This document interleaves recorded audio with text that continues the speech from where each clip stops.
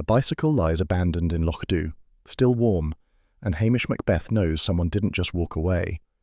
A small detail soon leads to a troubling mystery. Where in the world are you listening from tonight? And if you enjoy settling into these Highland mysteries, subscribe and make this part of your nightly ritual. Only 11% are subscribed so far, while 89% listeners aren't, and your support means more than you might think. Hamish Macbeth had been watching the loch in that half-hearted way he used when he was meant to be working elsewhere. The drizzle hung over Loch Dhu like an old dishcloth, and Lugs was rooting about in the reeds with his tail wagging too hard. Hamish had a stack of forms waiting at the station, but he told himself he would deal with them after he checked the nets. There were no nets, of course, but no one needed to know that except the midges. A thin shout came from the road. It had that sharp edge that meant trouble, so Hamish climbed the bank, slipping once on the wet grass. Mrs. McLean stood at the verge as if she'd been carved from it. Her face was pale, and she pointed at the ditch without looking at him. Hamish saw the bicycle right away. A good touring one, too good for most locals. It lay on its side as if someone had flung it there. The front wheel gave one weak spin, as though trying to make up its mind. Hamish crouched and touched the saddle. It was warm, not faintly warm, proper warm. Lugs gave a soft whine and pressed his nose against the frame. "There'll be not long since he left it," Hamish said. Mrs. McLean made a faint croak and backed away. The road surface told its own sort of story, though not clearly. Skid marks darkened the wet tarmac where something had swerved. A bit of broken red reflector sat in the grass, too clean a break to be old. Hamish straightened and felt that unwelcome pinch of guilt. If he had been on patrol instead of pretending with the nets, he might have seen whoever rode the thing. "You go along to Patel's," he said. "Use the phone. Tell them we've an abandoned bicycle and maybe an accident." Mrs. McLean hurried off as if chased. Hamish stood there, lanky and uncomfortable, staring at the lonely bicycle. He didn't like scenes with no people in them. They left too much room for guessing, and his guesses were often wrong. A crofter's battered Land Rover rattled up. The driver leaned out, cap pulled low. "It'll be that sour lodger from the bed and breakfast," he said. "Saw him pedalling like the devil earlier. Nearly clipped me." Hamish didn't respond. The man drove off, smug at having delivered a piece of news. Gossip in Loch Dhu travelled quicker than any ambulance. Hamish walked back to the station, Lugs close to his heel. The drizzle turned to a thin rain that got into his collar. At the station, the cold cup of tea waited for him like an accusation. The landline rang the moment he stepped inside. Blair's voice burst through as if he were shouting into a hole. "Macbeth, what in the name of blazes are you playing at? You let a tourist get run down on your doorstep." "We've no body," Hamish said. "Only a bicycle, and it was warm." "Warm," Blair mimicked. "A warm bicycle. You're meant to be keeping order, not cuddling bicycles. Can you not keep a proper watch?" Hamish felt his neck heat. He looked at the forms he'd been avoiding. "There's a broken reflector and skid marks," he said. "Maybe more to it than a fall."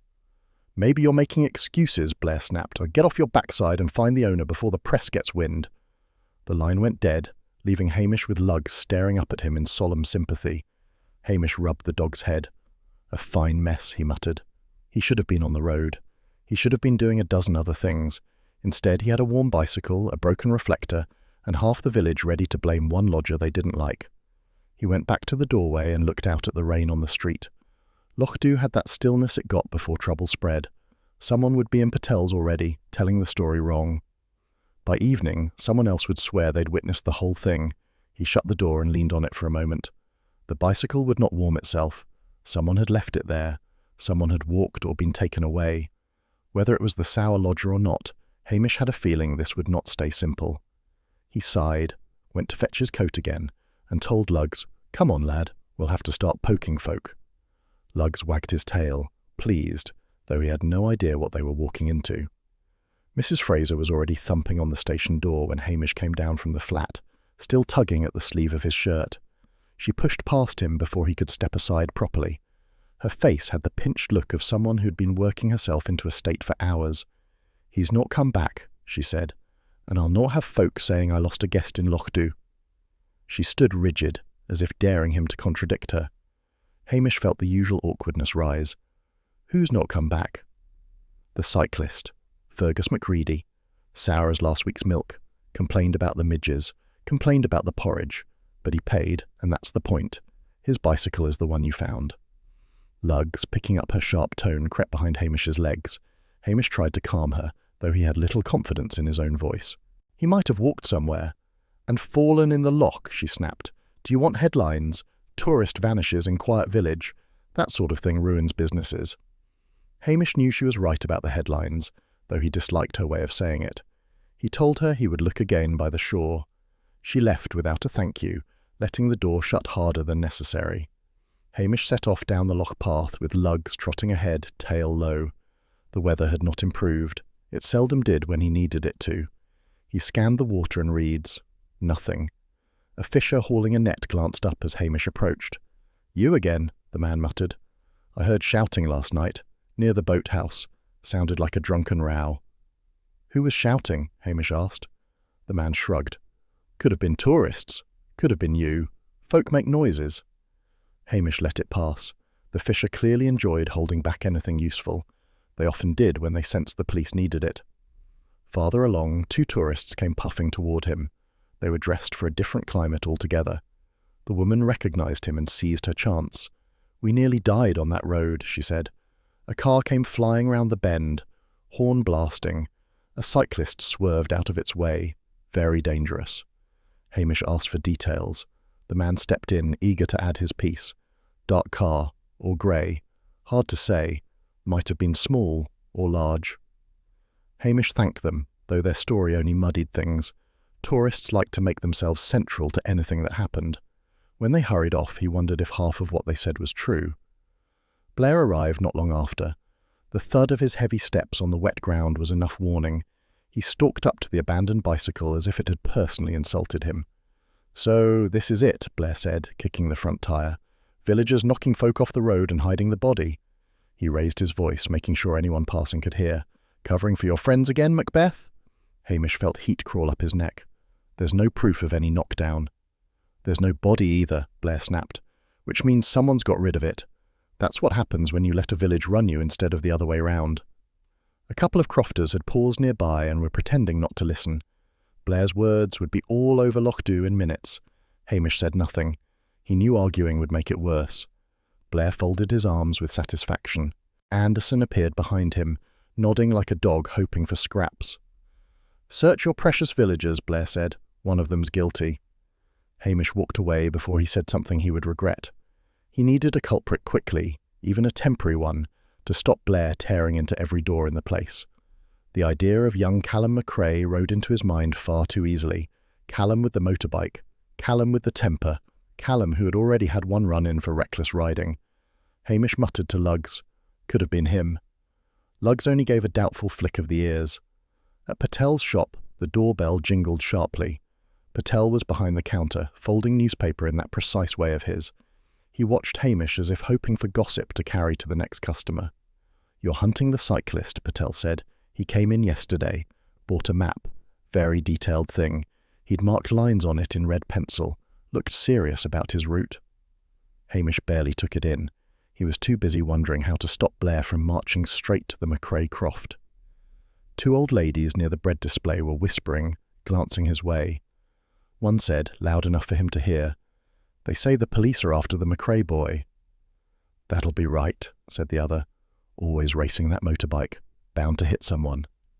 Hamish felt the floor tilt slightly. He had not said a word about Callum, yet the idea had already taken hold. Gossip was faster than any police car. He bought a packet of tea to appear normal, though Patel tried to push a more expensive brand on him, hinting at loyalty to the village. Hamish brushed him off. Outside, the air felt colder. A mistake had already been made. Callum would hear the rumours before Hamish reached him. Lugs pressed close to Hamish's leg, sensing the mood. Hamish looked down at him. This'll get worse before it gets better, he said. He wished he did not sound so sure. He started toward the road, already dreading the conversations ahead. The missing cyclist was only part of the trouble now.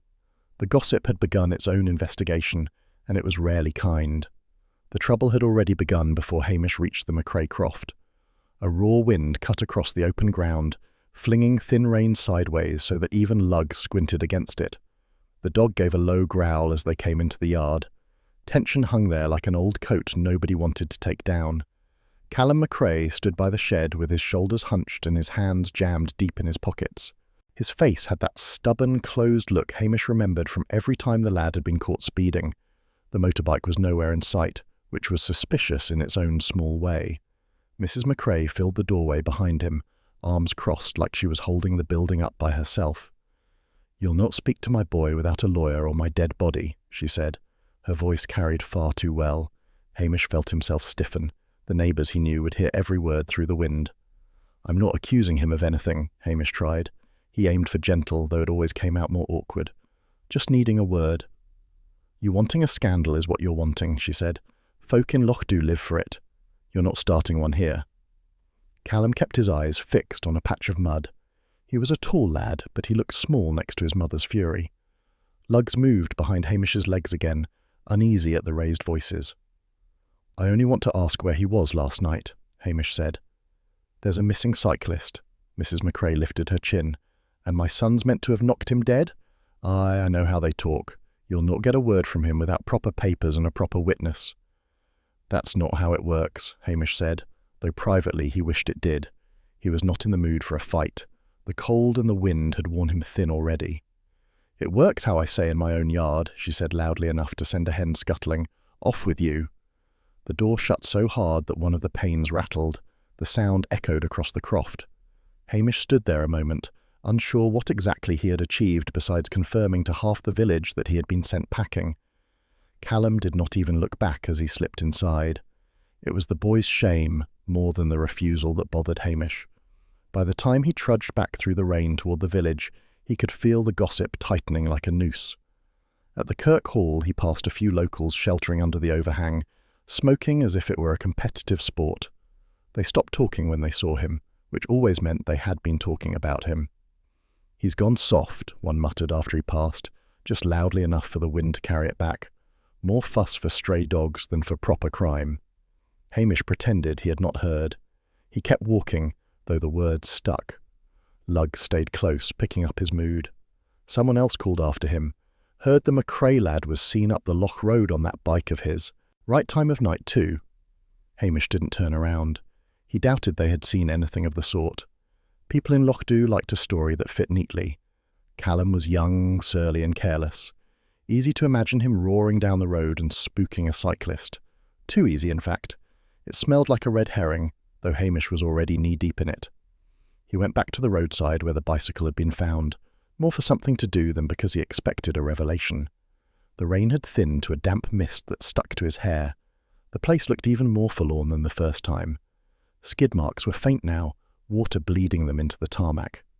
He crouched down, squinting. There, beside the heavier bicycle tracks, was a thin, narrow set of tyre marks running alongside and then veering off. Not from Callum's motorbike. Something much lighter. A child's bike, maybe, or another touring one. Hamish felt a tug of interest, then pushed it away. It could have been from yesterday morning, or last week. Folks cycled all over these roads. If he went chasing every mark in the mud, he'd never get anything done. He straightened, rubbing the small of his back. Lugs gave a faint, hopeful bark, thinking they were moving on. The landline at the station rang the moment he stepped inside. Blair's voice blasted out as though the man had been waiting with his mouth pressed to the receiver. "Where's the body, Macbeth? Reporters are sniffing about already. Daviot wants to know why you've not produced anything. You're going to let the whole world think tourists vanish in Lochdu." Hamish tightened his grip on the receiver. "We've no proof the man's dead." "You've no proof you're doing your job," Blair snapped. "If you can't handle one missing pensioner, I'll send Anderson to hold your hand." Hamish pictured Anderson's gormless face appearing at the station and decided silence was safer. Blair continued. "Sort it. Fast. Before the press sinks their teeth in. And stop dancing around that McRae boy. If he's guilty, say it. If he's not, prove it." The line went dead. Hamish set the receiver down carefully so he wouldn't be tempted to smash it. His boots squeaked on the floor. Lugs whined from the doorway. Hamish sat at his desk for a moment, staring at nothing. He had no statement from Callum, no sign of the cyclist. A village already judging him, and Blair breathing down his neck like a cow with a grudge. He rose again, restless. "Come on, Lugs," he said. "We've made a fine muddle of it already." Outside, Lochdu felt too quiet. with that heavy silence that meant folk were indoors talking about him. He could almost hear them. He wished briefly, and not for the first time, that he had been born in a different line of work entirely. But the cyclist was still missing, and tomorrow would bring more trouble. It always did. The knocking started before the sun had bothered to show itself. It was a dull, frantic sound, as if whoever made it feared the door might collapse on top of them. Hamish dragged himself out of bed, feet cold on the floorboards, and opened the door a crack. A young fisher stood there, soaked through and panting. "I found something," he said. "At the old boathouse. You'd best come." Something in his voice told Hamish it wasn't a lost net. He pulled on his shabby jacket and whistled softly for Lugs. The dog came at once, ears already flat, knowing bad news when he sensed it. They went down the slope behind the station. Wet grass slapped at Hamish's trousers. Mist hung low, the kind that clung rather than drifted. Loch Dhu lay quiet except for the slow lap of water that always sounded half asleep. The boathouse crouched at the edge like an old man keeping secrets. The fisher stopped short of the doorway and gestured. "In there." Hamish stepped inside. The dimness smelled of damp wood and old ropes. Fergus Macready lay on the planks with his feet nearly touching the water. His head was turned oddly, and on the side of it was a neat, ugly wound. Not messy, just decisive. Hamish felt his stomach tighten. Lugs whined and pressed himself against Hamish's leg. "He must have fallen," the fisher said quickly. "Too quickly." "Maybe," Hamish replied. His voice sounded dull even to himself. The bicycle being warm yesterday rose in his mind, unwelcome and insistent. Before he could look more closely, the shriek of a siren sliced through the morning. Blair appeared moments later, stomping down the bank as if the land offended him. Anderson trailed behind him like a badly dressed echo. Blair stepped into the boathouse, gave the body one glance and snorted. "Drunk," he said, hid his head stumbling about in the dark. "Case closed." Hamish stared at him. "You've barely looked." "I've seen enough," Blair said. "Your warm bicycle means nothing, Macbeth. Folk abandon bikes all the time. You get all excited over a pile of scrap metal." "It's not scrap," Hamish muttered, but there wasn't much force behind it. Blair had a way of flattening the air around him. Blair jabbed a finger toward the boathouse doorway. "You start talking about murder, and you'll have television vans rolling in. Reporters on every doorstep. Ruin for Loch Dhu. That what you want?" Hamish felt his ears grow hot. Mrs. Fraser's strained face from yesterday flashed through his mind, and his own blunders, the gossip spreading, Callum being whispered about. He didn't want Blair tearing through the village looking for someone to string up. "Maybe it was an accident," Hamish said at last. The words tasted wrong. "Could have slipped." Blair slapped his hands together triumphantly. "There it is. Even you admit it. Daviot will be pleased. He hates fuss." Hamish crouched again beside Fergus, though Blair already considered the matter finished. The wound still bothered him. Too clean. Not quite right. But he said nothing. Weariness dragged at him like a weight. Lugs padded toward the corner of the boathouse and sniffed at something. A small scrap of damp black plastic lay half crumpled there. Lugs nudged it, sneezed, and backed away. Hamish barely registered it. Probably rubbish. Probably nothing. He pushed the dog back gently. "Leave it," he murmured. He felt more concern about getting the body covered before Blair made some coarse comment. Anderson fetched a tarp from the car, nearly tripping on it twice. Blair strutted outside to make his triumphant call to Daviot. Hamish could hear him through the broken slats of the wall, boasting that the case was tidied up neatly, no fuss, Macbeth finally admitting sense. Hamish stood in the doorway. Rain had started again, thin but steady. The loch looked the same as always, giving away nothing. He rubbed the back of his neck. He hated that he'd backed down so quickly. He hated that Blair's voice still made him doubt himself. But he said nothing. Lugs pressed close, shivering at the wet air. Hamish laid a hand on the dog's head without thinking. He looked back once at the boathouse, at the dark shape under the tarp, then turned away. There would be questions later. Gossip. Pressure. He felt it already, gathering like the weather. And he knew, without knowing why, that he had agreed too easily to something that wasn't right. He walked slowly up the bank, not ready for whatever the morning would bring next. The post came late, which was the first thing wrong. It flopped through the letterbox in a miserable heap, the envelopes damp along the edges. Hamish picked them up without interest until he saw the official Strathbane stamp. His stomach dipped. Official envelopes seldom brought anything pleasant. He carried the mail to the desk and sat down, lugs curling under the table with a sigh. The station felt colder than usual. Hamish opened the report. The words blurred for a moment before settling into something worse than expected. The estimated time of death did not match the story Blair had forced on everyone. Fergus Macready had died earlier. Too early for the bicycle to have been warm when Hamish found it. He rubbed the back of his neck. "That's just great," he muttered. Lugs gave a soft thump of his tail, worried. The phone rang. Hamish picked it up slowly. "Macbeth," Davitt said, voice tight and clipped. "Why am I learning from the forensic notes that the timeline is muddled? Why was I not informed yesterday?" Hamish said, "I only just received. I do not like surprises, Macbeth. The press will eat us alive if this turns messy. Fix it." The line snapped dead. Hamish stared at the receiver. Fix it. As if he could wave a wand and sort out incompetent superiors, a missing cyclist, and a suspiciously clean wound on a dead man's head. He had barely set the phone down when Blair barged through the door like a bull smelling something to trample. Anderson shuffled in behind him, beaming stupidly. "So," Blair announced, "Macbeth's mucked up the time of death." Hamish looked at him wearily. "I didn't say that." "You did by omission," Blair shot back. "Leaving out details and muddling reports. Look at this." He snatched the report from the desk and waved it in Anderson's face. "How anyone reads Macbeth's notes is a miracle. Chickens scratch neater." Anderson nodded as if Blair were quoting Shakespeare. Blair went to Hamish's notebook, flipped it open and sneered at the handwriting. "You could have at least tried. These look like you wrote them while falling off a hill." Hamish felt himself redden. He wanted to knock Blair's hand away, but forced himself still. He felt 15 again, caught copying someone else's homework and too tired to defend himself. Blair tossed the notebook back onto the desk as though it were contaminated. "If you've bungled the timeline, Davitt will have your hide." Hamish opened his mouth, but the station door flew open again. Mrs. Fraser stumbled in, white-faced and shaking, clutching something to her chest like a wounded animal. "Constable," she gasped, "you need to see this." Blair rolled his eyes. "Oh, marvellous. Another village drama." She ignored him and slapped the battered notebook onto Hamish's desk. It was old, the cover cracked, corners chewed. Hamish opened it.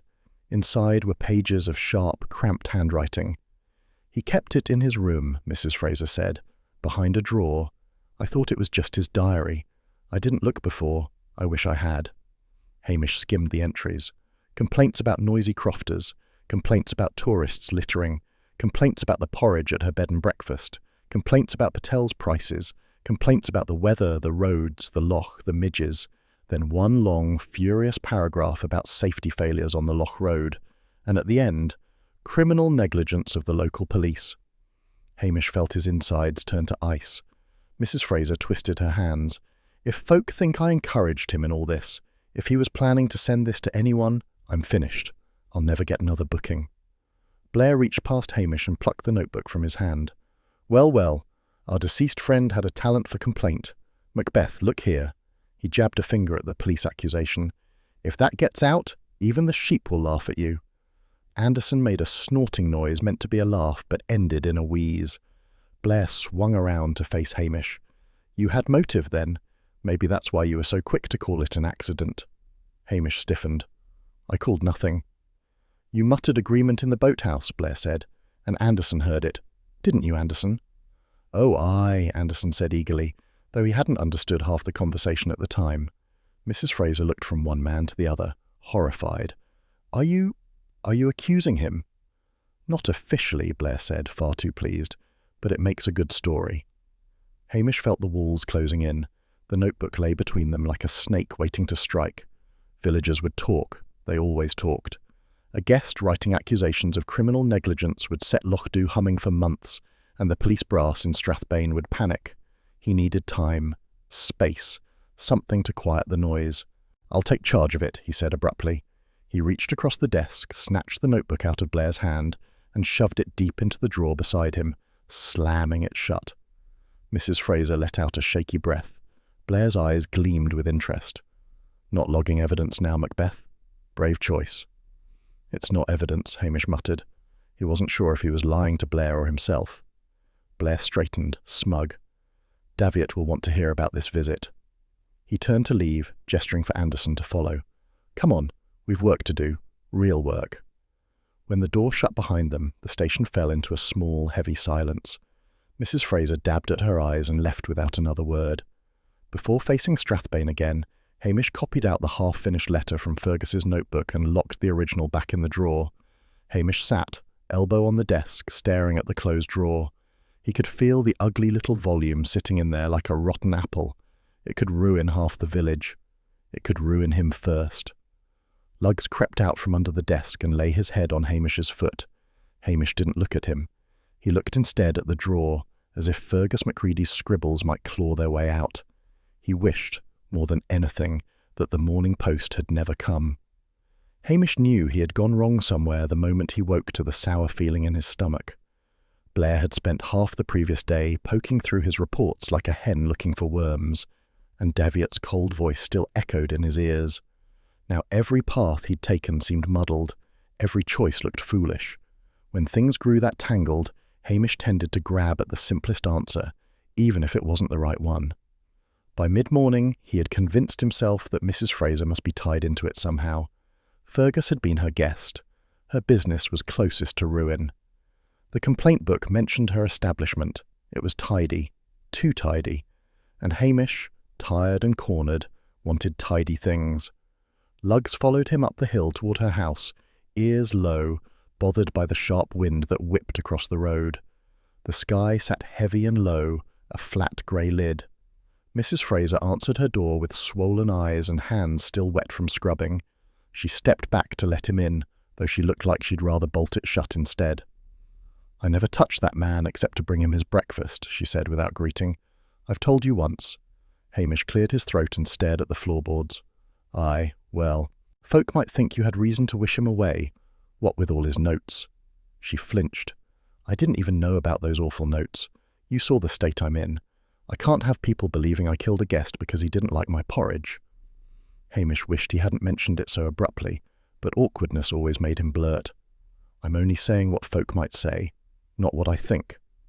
She pressed a hand to her mouth and tears spilled out anyway. "We did argue, I admit it. He said he wouldn't pay in full because I didn't offer enough jam options. Jam options! I've had guests from Inverness who never complained once, and he—" Her voice cracked. Hamish shifted from foot to foot. Her crying made him feel useless. "Best not mention that part to Blair," he said. "You'll only make him worse." Mrs. Fraser stared at him. "So I'm to lie?" "No lie," Hamish said quickly. "Just don't offer it, unless he asks." "That's lying by leaving out," she said. "My mother would have called that a sin." Hamish didn't know anything about sins except that Loch-Dew had plenty. He shrugged, trying to look reassuring. "Blair will twist anything you tell him. Better to keep quiet unless needed." It was the wrong advice. He knew it even as he said it. But he wanted to spare her, and maybe himself, from Blair's rage.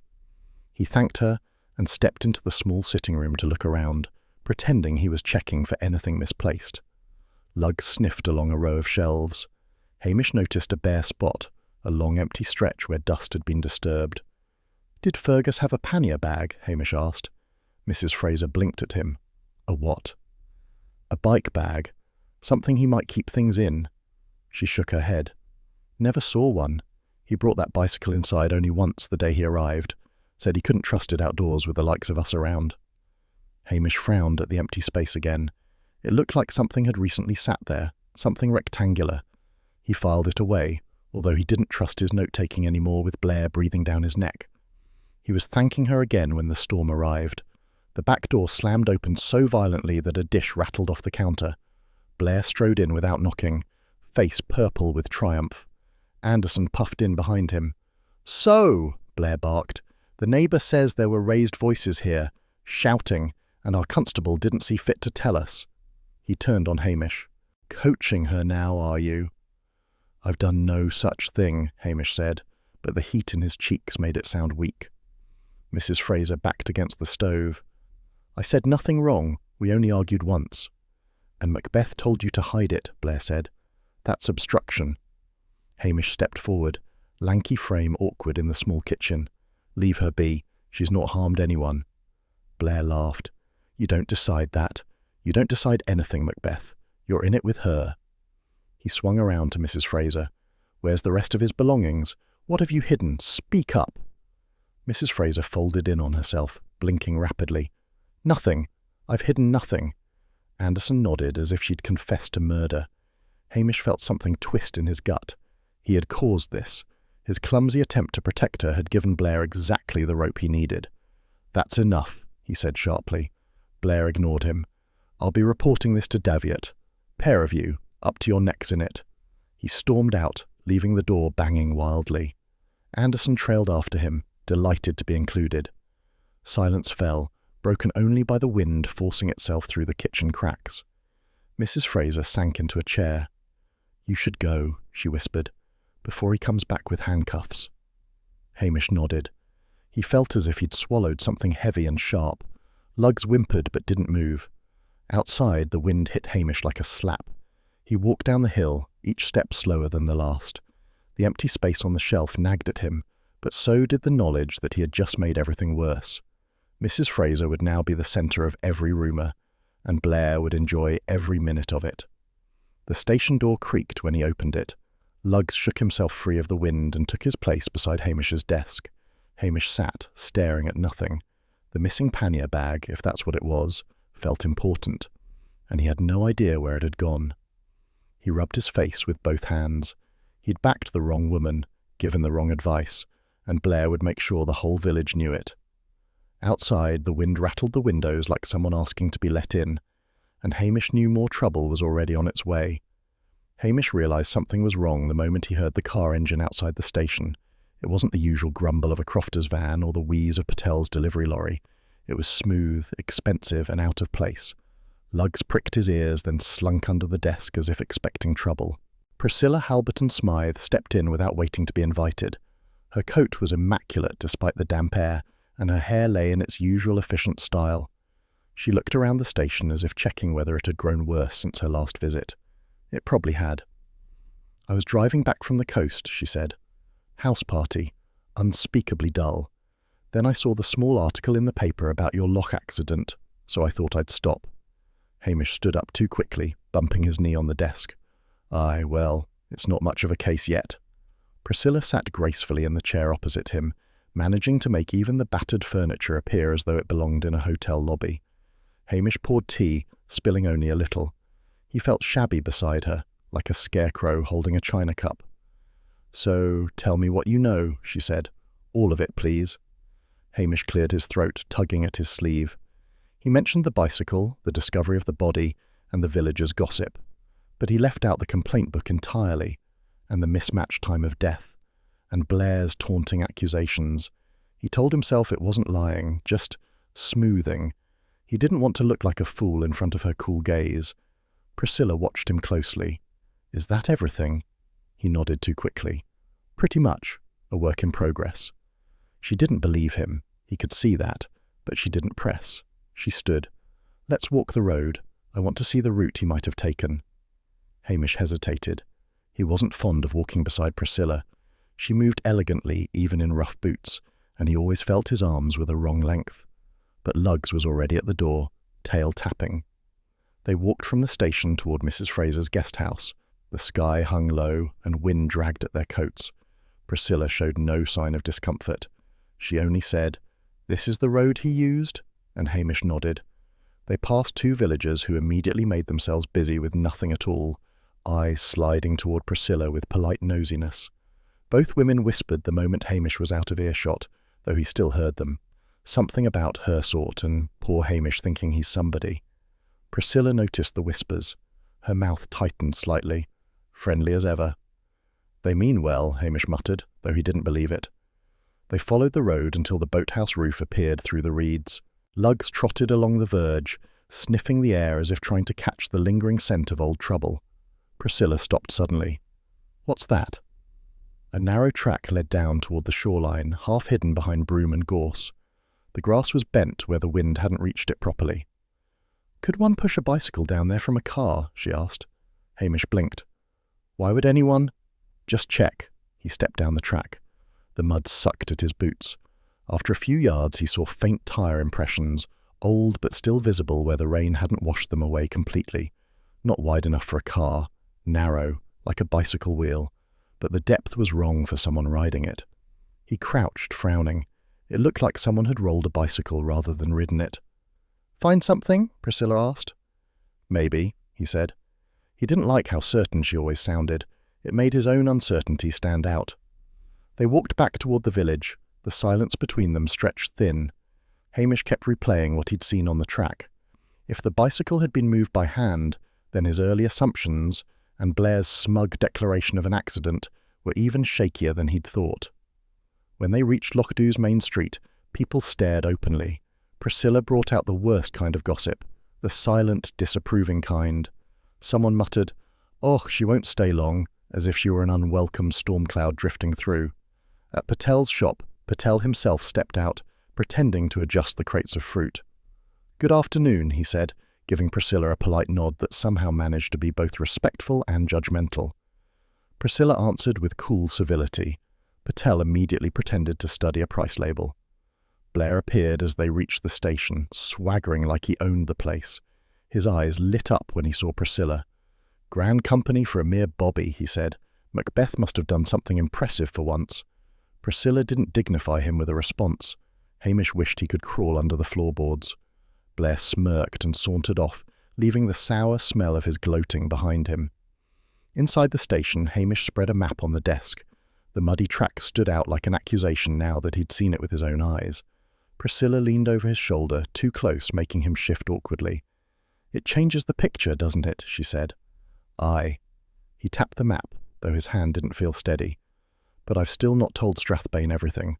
"Well, why not?" Hamish didn't answer. He didn't want to admit he hated sounding incompetent in front of Blair and Daviot, especially after the mess with Mrs. Fraser. Priscilla stepped back. "Hamish, if something is wrong, you need to say so." He gave a short laugh. "You've no idea what they're like up there." "I don't need to," she replied. "You do." She left soon after, saying she'd return in the morning. Hamish watched her car drive away, knowing she'd unsettled him more than anything else that day. Only when silence filled the station again did he sit down slowly, lugs curling at his feet. On the map, the muddy track seemed to twist deeper, leading somewhere he hadn't wanted to look, and he knew he would have to follow it. Hamish arrived at the Kirk Hall already dreading it. The shouting had started before he reached the steps. Lugs, dragged along despite Hamish's better judgment, took one look at the swelling crowd inside and backed away, whining. Hamish tied him to the railing. The dog's ears flattened miserably at every raised voice that spilled from the doorway. Inside, the air felt thick. Crofters in their Sunday jackets sat shoulder to shoulder, fidgeting as if they'd rather be anywhere else but determined not to miss a scrap of trouble. Fishermen smelled of diesel and damp wool. Patel stood at the back with his arms folded tightly, pretending only to observe, though he took in every word. Mrs. Fraser was tucked in a corner with a face like chalk. A counsellor from Strathbane positioned himself at the front, fiddling with his spectacles. "We are here," he began, "to reassure the public. The incident by the loch appears isolated." "Isolated?" someone shouted. "Folks say that McCrae lad was tearing up the road that night." A rumble spread through the hall. Hamish spotted Callum McCrae near the door, shoulders hitched high, jaw trembling despite his effort to keep a hard expression. Hamish stepped forward. "There is no evidence the boy harmed anyone." A crofter near the aisle barked, "Aye, because you never look. You've been soft on him for years." Hamish felt his neck burn. His mistakes with Mrs. Fraser and the whole muddle over the bicycle sat heavy in his chest. He could feel the villagers weighing them all at once. Mrs. McCrae shot to her feet. "You'll not pin a death on my boy. Daft as he can be, he's not a killer. And that constable," she jabbed a shaking finger at Hamish, "he's been no help at all, letting rumours run wild." The words cut deeper than she intended. Hamish tried to speak again, but voices rose over him, some shouting at Mrs. McCrae, others at Callum, some muttering about tourists and danger and ruined reputations. The counsellor flapped his notes helplessly. "This is what comes of secrets," an elderly man growled. "Bodies in boathouses and bicycles abandoned." "The tourist was poking about things he shouldn't," another woman said. "I heard that from someone who knows." "You know nothing," someone snapped. The whole room felt ready to snap in two from spite alone. Patel lifted a hand slightly. No one noticed, so he raised his voice. He asked me about the road improvements, he said, the new cycle route contract. Very detailed questions. The room hushed just enough for the words to settle. He said he wanted to understand why things were taking so long. I told him to speak to the council, not to me. The councillor stiffened at that. That is unrelated. Is it? Patel murmured. He was very particular, marked maps and everything. A few villagers muttered that this sounded like poking where poking wasn't welcome. Others dismissed it, too intent on Callum. Callum jerked to his feet. I never hurt anyone, he shouted, but the room crackled with taunts. One lad, half drunk on bravado alone, sneered, Aye, you're quick enough to race your bike. Maybe you raced it over that poor sod. Callum lunged forward before stopping himself. His face was the colour of raw meat. He stormed out of the hall, slamming the door hard enough to rattle the windows. Silence followed, but not peaceful silence, the kind that comes before something worse. The councillor harumphed, clearly rattled. Please remember this is an ongoing inquiry. Superintendent Blair will issue a statement.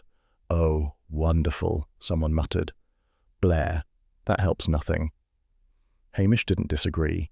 He only stared at the door Callum had vanished through, feeling the weight of the villagers' resentment pressing against his ribs. He'd let Blair shape the narrative. He'd let gossip spread. And now Callum was the sacrificial lamb because Hamish had not spoken firmly enough early on. The meeting fizzled rather than ended. People shuffled out, some muttering about doomed tourism, others complaining about crofters, others blaming Hamish for everything short of bad weather. Mrs. Fraser avoided his eyes as she slipped out like a shadow. Priscilla appeared beside him before he realised she'd been in the hall at all. Her coat was uncrumpled, her expression unreadable. It seems lively, she said mildly. Aye, Hamish said, though the word felt sour. They'll tear themselves apart over a dead stranger.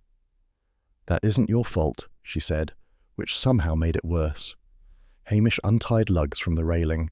The dog pressed against him, anxious. The drizzle had begun again, fine as breath. Priscilla watched him with that calm distance that made him feel scruffier than usual. He didn't meet her eyes. I've made it worse, he said stiffly. Every turn. She didn't answer, and that was somehow more honest than anything she could have said. Hamish looked down at Lugs, then back toward the Kirk Hall where the last of the villagers trickled out, already whispering fresh stories. He had the sense the case had just twisted into a shape he hadn't anticipated, and Loch Dhu, small as it was, felt suddenly too large and too loud. He tugged lightly on Lugs's lead and started walking toward the station, Priscilla falling into step beside him without a word. The drizzle thickened, the village muttered behind them, and Hamish felt the next trouble settling in like a shadow he couldn't yet see. Hamish knew something else had gone wrong when 3 different villagers told him, in 3 slightly smug tones, that Alec Munro had been seen near the Loch Road the night the cyclist vanished. Smugness was always a warning sign in Loch Dhu. It meant people thought they finally had a culprit who wasn't one of their own friends, and Alec, being mostly friendless, fit the bill neatly. Lugs padded at Hamish's heel as he made his way to Alec's workshop, a sagging shed behind a cottage that never seemed lived in enough. The door was half open, letting out the smell of oil, damp wood and old bicycle chains. Alec Munro stood at his workbench, staring at a wheel as if he'd forgotten what it was. Alec, Hamish said. Alec glanced up slowly, his expression the same as always, dull, stubborn, hard to read. Constable. I've been told Fergus Macready brought his bicycle here, Hamish said, for adjustments. Alec shrugged. Aye, routine work. Tightened the brake cable. Nothing worth mentioning. You didn't mention it, Hamish pointed out. You didn't ask, Alec replied. Hamish felt a flicker of irritation. You were seen near the Loch Road that night. I mind my own business, Alec said. Folk should try it. Lug sniffed at a box of bolts and sneezed. Alec glared at the dog but didn't speak. Hamish stepped closer to the workbench. A scrap of torn stationery was pinned under a rusted magnet. Hotel letterhead bearing the elegant crest of Priscilla's family place on the coast. Hamish felt a small jump in his chest. Of all things to find here. What's this doing here? He asked. Alec didn't bother looking at it. Came with an old bill, used it for a note, means nothing. Did a repair job at that hotel last year, Alec added. They use fancy paper for everything. But Hamish wasn't convinced. The name on it tied Priscilla's world unexpectedly to Alec's shed, which made no sense at all. He didn't trust coincidences, but he also had nothing firm enough to push on. "It wasn't from Fergus?" Hamish asked. "No," Alex said flatly. "If I'd wanted to hide something, Macbeth, I wouldn't leave it on the bench where any Egypt could see it." Hamish flushed at the barb. "Right. Well, if you think of anything—" "I won't," Alex said. Hamish left the workshop feeling he'd learned nothing and everything at the same time. The breeze along the road carried faint peat smoke and the sharp tang of gossip that spread faster than newsprint. He wondered how many people already believed Alec had shoved Fergus into the loch, or hit him with a spanner, or some other nonsense created to fill the silence. By evening, the silence shattered. Patel's niece came running down the street calling for Hamish. "Alec's in hospital.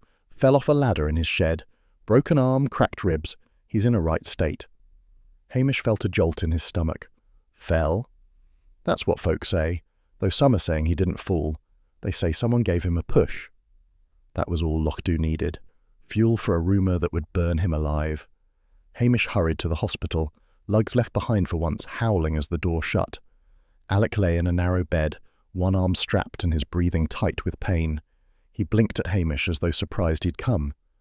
"What happened?" Hamish asked. "Ladder slipped," Alec muttered. "Did it?" Alec's eyes narrowed. "I said it slipped." Hamish stood there awkwardly, feeling useless. Alec was half sedated and wouldn't be able to give him much, and Hamish needed much. Too much. Blair arrived next, bursting into the room like a crow that had found something shiny. Anderson lingered behind him, excited for reasons unknown. "Well, well," Blair crowed. "They're knocking each other off now. Dangerous place, Lochdu. Daviot will love this." He clapped his hands as if amused. "A nest of villains, just as I said." Hamish ignored him. Alec shut his eyes, refusing to speak again. Outside the ward, Priscilla waited with her coat folded neatly over her arm. She looked calm, which immediately put Hamish on edge. "Strange accident," she said. "Or not an accident." "Folk fall off ladders all the time," Hamish snapped. "Yes," she said mildly, "especially when they know something important." Hamish bristled. He didn't want her to be right, not because he doubted her, but because it meant the case was getting bigger and uglier and harder to control. He walked out of the hospital before she could say anything else. The sharp night air hit him like a reprimand. Lochdu lay below, its lights faint, its streets already filling with whispers he wouldn't be able to stop. Alec's fall, accident or not, had made him look like either a victim or a villain, and Hamish had planned to question him again. Now he'd have Blair breathing down his neck twice as hard. He reached the station and unlocked the door. The place felt smaller than usual, too quiet. Lugs trotted from behind the chair, ears flattened with worry. Hamish rubbed the dog's head, though it didn't do much good. "It's getting away from me," he muttered. He sat heavily at the desk. The scrap of hotel stationery burned in his thoughts. Alec's silence, Priscilla's pointed comment, Blair's triumphant sneer. He leaned back, listening to the distant sound of the loch wind rattling something loose outside. It felt like the beginning of the next trouble. Hamish knew the day had begun badly when the rain came at him sideways before he'd even stepped off the station step. It was the kind of rain that soaked a man's collar and made him look defeated before he spoke a word. Lugs shook himself miserably, ears flattened, as if Hamish had personally arranged the weather to spite him. The village was restless. People hurried about with the brisk, guilty air of folk who knew something and wanted to look as though they didn't. Hamish trudged from croft to pier, gathering scraps of talk that only made the day heavier. A crofter tightening a rope on his trailer nodded at him. "Saw a car with a bike strapped to the back," he said. "Night before you found the body, heading up the loch road." Hamish paused. "You sure it was then?" "Aye, my sheepdog barked at it. That sticks in the mind." It would, but the man's tone made it clear he had no intention of saying more. Someone called him from the barn and he walked away without bothering with a farewell. Down at the pier, a fisherman in a cap pulled low said, "That cyclist. He argued with a man in a suit the afternoon before. Contracts this, kickbacks that, right heated." Then he spat over the side and pretended he'd said nothing at all. Hamish walked back through the rain with Lugs pacing in worried circles. These scraps pointed away from Callum, away from Mrs. Fraser, away from the easy suspects Blair loved so much. They pointed toward councilmen with soft hands and hard secrets. Hamish disliked that more than anything. Villagers made sense, councils did not. Back at the station, he finally opened Fergus Macready's complaint book properly instead of skimming it like a coward. The pages were filled with tight little scribbles complaining about every living soul, but near the back sat a half-finished letter naming a contractor for the proposed cycle route. The name was familiar, one Hamish had heard whispered in council gossip, usually with a sigh or a discreet eye-roll. He phoned Daviot. "There has been sensitivity around the tender," Daviot said stiffly. "Macbeth, for once in your life, do not go blundering into politics." Hamish hung up before Daviot could say more. He didn't trust himself not to say something rude. He decided to blunder anyway. That afternoon, under the pretext of providing security, he walked into a small planning meeting being held in the Kirk Hall. The rain made the stone steps slick and Hamish nearly skidded in, which did not improve his mood. Priscilla sat at the back, cool and unreadable, giving him a nod that managed to look sympathetic and judging all at once. Several council members and clerks clustered around a table of papers. The clerk, thin, neat, forgettable, gave Hamish a startled look, as though constables shouldn't exist unless summoned. Hamish cleared his throat. "I'd like a word before you start." A councillor blinked. "Is this necessary?" "Aye," Hamish said simply. He laid out the facts in his plain, awkward way. The wrong time of death, the bicycle that had been moved, the car with the bike rack, the argument with the suited man, the half-written complaint letter naming a contractor. He spoke without flourish because he didn't have any flourish to give. He watched faces instead of listening to mumbled denials. The clerk's hands twitched each time Hamish mentioned the bicycle. When Hamish mentioned the contractor's name, the twitch became a full jerk, but no one else seemed to notice. Hamish pulled a folded paper from his pocket, the copy of the half-finished letter. His voice stayed steady, though he felt the room leaning in. "Fergus was writing this the night before he died," Hamish said. "He was naming names, asking why certain tenders were being pushed through, why the cycle route kept being delayed." "That means nothing," a councillor snapped. "Maybe," Hamish said. "But Alec Munro might have seen who collected Fergus from the guest house that night, before he wound up dead." At this, the clerk dropped his pen. It clattered sharply in the quiet hall. Hamish turned and looked at him. "You knew he was dead before that bicycle was left by the road." The clerk's face went paper white. "You're harassing honest workers," he shouted, voice cracking.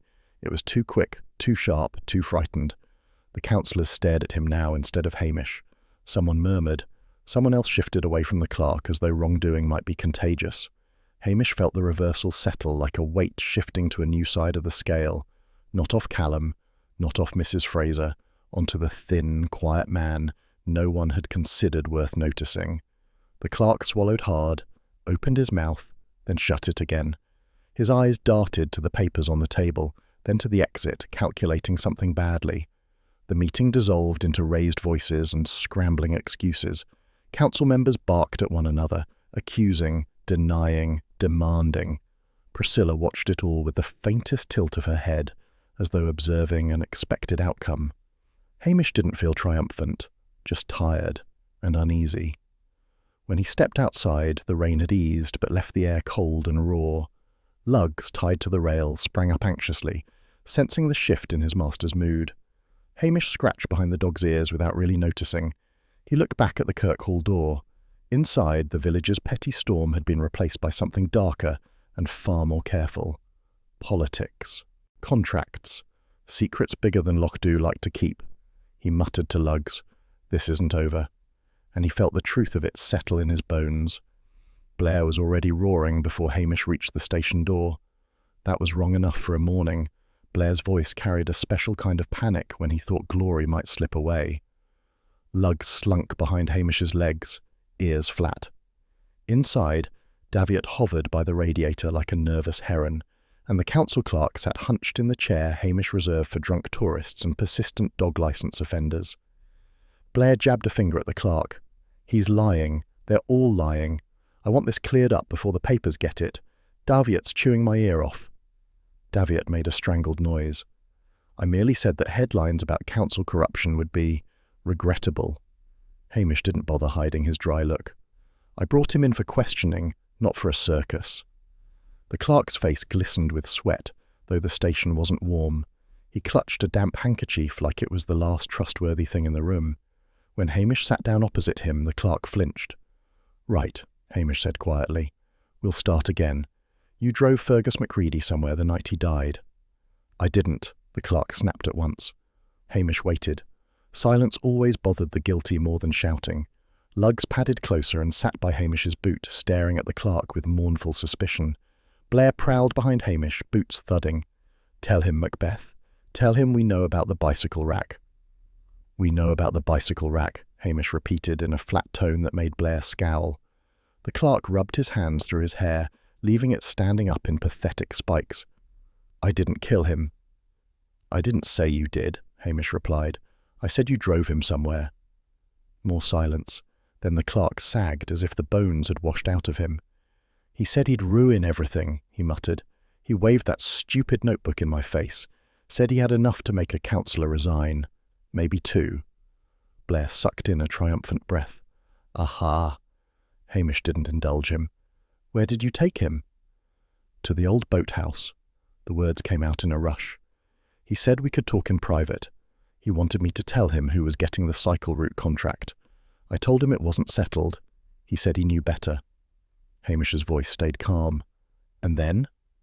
He started shouting, saying he'd drag the whole council into the papers, said he hoped someone would lose their job. The clerk stared at the table, knuckles white. I pushed him, just to get him away from me. He slipped, hit his head. It wasn't. His breath shook. It wasn't supposed to happen. Daviot made a horrified sound. Blair made a delighted one. Hamish didn't move. You left him there. I panicked. You moved the bicycle. The clerk shut his eyes. Yes, I took it off the rack and left it by the road. People believe what they want to believe. The warmth of the saddle came back to Hamish then, not from riding, from sitting close to a running engine. Blair puffed out his chest. Case solved. He slapped Anderson on the shoulder, nearly knocking him over. See? Strathbane efficiency. Hamish ignored that. Where's the pannier bag? The clerk blinked. What? The pannier bag he had with him. It's missing. The clerk's face drained. Garage, he whispered. I meant to burn it. I didn't. Blair barked. Anderson, go fetch it. Anderson scurried out with a look of relief, as if being sent anywhere away from Blair was salvation. Hamish wrote the man's words down in his untidy scrawl. He didn't offer judgment, not aloud and not in his eyes. The man wasn't looking at him anyway. He stared at the wall as though hoping to disappear through it. When Anderson returned with the damp, crumpled pannier bag, Blair seized it like a trophy won through brilliance. Prints, Macbeth. We'll have prints. Daviot, tell the papers Strathbane cracked it. Daviot swallowed. We must handle matters delicately. The council will thank us, Blair growled, already spinning the story in his head. Mark my words. Hamish closed the file.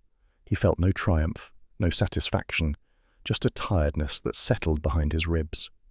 The clerk was led out in handcuffs, shoulders slumped. Outside, Luggs whined softly and pressed against Hamish's leg. News spread fast. Lochdu had a talent for turning whispers into speeches. By late afternoon, the village streets buzzed with the relief of people who had spent too many days suspecting their neighbours. That relief was sharp-edged. Callum McRae walked stiffly down the road, chin up, though the look in his eyes said he hadn't forgotten how quickly folk had pointed fingers. Hamish nodded once as he passed. Callum nodded back, stiffly. But it was something. Two fishermen stopped talking as he passed, guilt making their faces go wooden. Mrs. Fraser scrubbed her front step with needless ferocity, as if she meant to scrape away every word ever spoken about her guest house. 2 new bookings were chalked on her board. She scrubbed harder anyway. She didn't look at Hamish when he passed, but he'd heard she'd defended him twice that morning, which was her own way of apologising. Alec Munro, arm in plaster, stood outside his shed, staring up at the roof as if deciding whether the ladder had betrayed him or he had betrayed it. When Hamish approached, Alec simply said, "I'm not talking about that night," and turned away. People retreated into their homes early, embarrassed by their own certainty.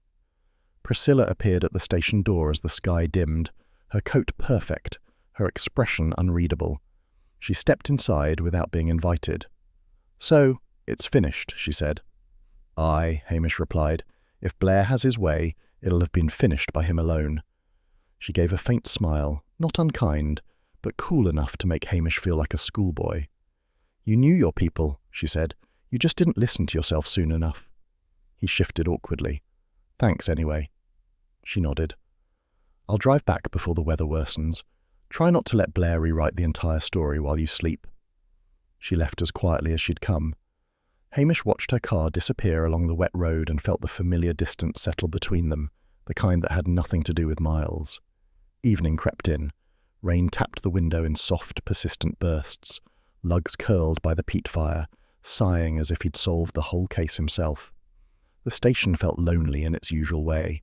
A tourist's bicycle leaned outside Patel's shop, ordinary and harmless. Hamish looked at it once, then let his eyes drop back to the uneven pile of papers on his desk. He lifted his tea, went to take a sip, found it cold and set it down again.